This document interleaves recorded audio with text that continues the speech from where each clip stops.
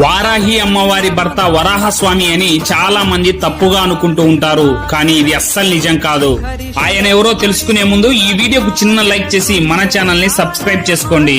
హిరణ్యాక్షుడిని చంపడం కోసం వారాహి దేవిని ధ్యానించి శ్రీ మహావిష్ణువు వరాహావతారం ఎత్తాడు. అంతకు ముందు పార్వతీదేవి నుంచి సప్తమాత్రికలు జన్మించి రక్తబీజుడు అనే రాక్షసుడిని సంహరించారు. వారిలో ఒకరే వారాహి అమ్మవారు. అలా అష్టదిక్కులను కాపాడుట కోసం శివుడి స్వరూపమైన కాల భైరవుడు నుంచి అష్టభైరవులు ఉద్భవించారు. ఈ అష్టభైరవులలో ఒకరైన ఉన్మద్భైరవుడే వారాహి అమ్మవారి భర్త.